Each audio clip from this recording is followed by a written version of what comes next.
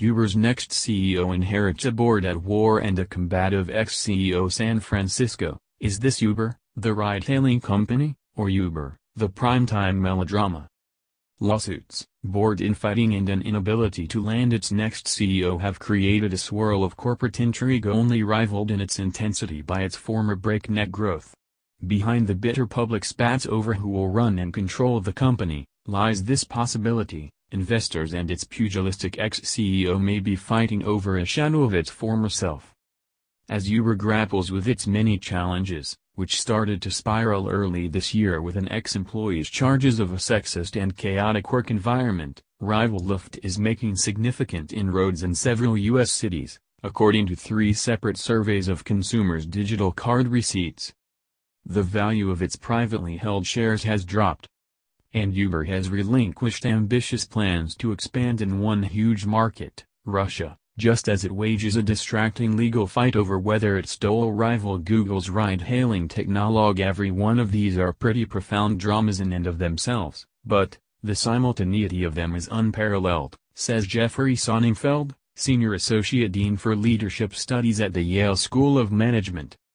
Combined, they indicate an initial public offering, an essential part of the next CEO's to-do list, is unlikely to live up to the $70 billion valuation deep-pocketed investors have assigned it.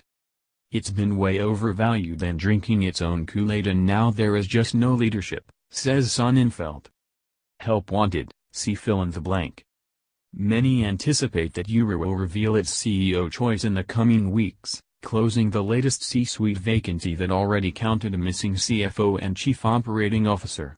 The new top executive would replace co-founder Travis Kalanick, who resigned in June under pressure from a group of investors including Benchmark Capital after a brand bruising several months that resulted in a sweeping set of recommendations led by ex-Attorney General Eric Holder. Kalanick's replacement is likely to possess the leadership chops that Kalanick admitted to lacking. Former General Electric CEO Jeff Immelt is a front-runner, reported tech website Recode, which cited unnamed sources. Uber and GE representatives declined to comment. Hewlett-Packard Enterprise CEO Meg Whitman, previously tipped as a possibility, has said she's not interested. Technically, the company now is being run by a 14-member leadership team. But that group is down a member after Uber's first employee, one-time CEO Ryan Graves, said he would step down as Senior Vice President of Global Operations in September to focus on his role as a board director. Complicating matters further is the role of Kalanick, who has retained a loyal following among some employees as well as control of some board seats. Co-founder Garrett Camp has knocked down the rumor Kalanick is still hoping to engineer a Steve Jobs-like comeback. Benchmark, one of the company's largest investors with a stake worth around $8 billion, is seeking to lessen his influence on the board. In an unusual twist, the venture capital firm sued Kalanick, claiming he created additional seats on Uber's board to increase his power over Uber for his own selfish ends and misled on a number of scandals that later became public, including the legal dispute with Google's self-driving car unit Waymo. Kalanick fired back last week with a court filing contending that Benchmark was executing a public and personal attack that launched mere weeks after a May boating accident killed his mother and injured his father. Adding to the brawl, a trio of Uber investors, Sherpa Capital, Ukaipa Companies and Maverick Technologies, last week demanded via email that Benchmark Capital cede its seat on Uber's board and sell its shares, a day after Benchmark sued Kalanick, reported news site Axios. This type of turmoil creates uncertainty, and investors hate uncertainty, says Sidney Finkelstein, a professor at Dartmouth University's Tuck School of Business. This is also why venture capitalists are leading the battles here to figure out what to do and are pitted against each other because they know this thing could unravel. The U.S. is not only the world's most lucrative ride-hailing market, but also one that has room for exponential growth as urban dwellers increasingly consider options to car ownership. Uber, trailed by its smaller rival Lyft, led the charge to win stateside consumers, in many cases setting up shop in opposition to local regulations and city officials. It upended decades-old businesses, from taxi unions to rental cars. Rapid growth that made Uber part of the household lexicon attracted investors eager to get in on the next paradigm-changing company. The company has raised nearly $13 billion, a war chest that allowed it to expand to more than 80 countries. Strain on the ride-hailing model.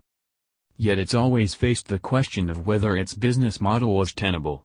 To keep fares low, in some cases nearly the price of public transportation, it subsidized those low costs, particularly as it sought to grab share in huge markets in China and Russia.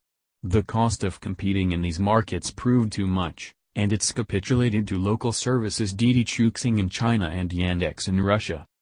Uber's goal of creating a self-driving car fleet, one solution to slashing one of its biggest hurdles to profit, paying drivers, has hit a series of rim-busting potholes. When Uber bought Otto, the autonomous trucking startup that Uber acquired for around $680 million last summer, it represented Uber's bold overnight entry into the self-driving car competition. Now it's at the heart of a trade secrets lawsuit from Alphabet's Waymo division, which contends that stolen technology was the fundamental appeal of an Otto acquisition. Uber has denied the charges. But the Otto co-founder brought on board to helm the self-driving division has left. A trial is slated for the fall. In its core, U.S. market, it still rings up the lion's share of ride hails, and continues to siphon fresh business from would-be taxi riders. Yet smaller rival Lyft is making inroads. Overall, Lyft's market share was 22.9% in July, up from 15.2% a year ago, according to Second Measure, which sells anonymized data culled from around 3% of U.S. credit cards. In some cities, including Oakland, California, and Portland, the two companies are running neck and neck for market share. Those growth figures are echoed by recent analyses conducted by other credit card data companies such as TXN Solutions and Certify. All these woes have undercut Uber's once soaring value. Its shares on the secondary market have plunged in recent months, dropping the company's valuation to about $50 billion from nearly $70 billion last year, according to a report from The Information, citing unnamed investors. "I see a 5% to 10% correction in market value," says Santosh Rao, head of research at the investment bank Manhattan Ventures Partners. He pegs Uber's value at $53.5 billion, based on operations, and $60.3 billion, including equity. Uber isn't likely to run out of gas anytime soon, given the capital it's raised. Losses have narrowed quarter to quarter.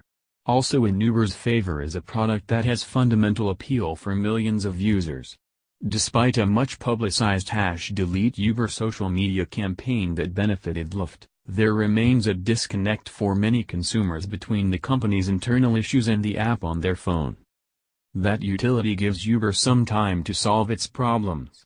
But it's exhaustible. Uber can likely coast for around 6 months before its lack of leadership will begin to take a toll on talent retention and acquisition, says Mike Lusseem, professor of management at the Wharton School at the University of Pennsylvania. "If I were an investor, I would be demanding a resolution soon, within months or even weeks."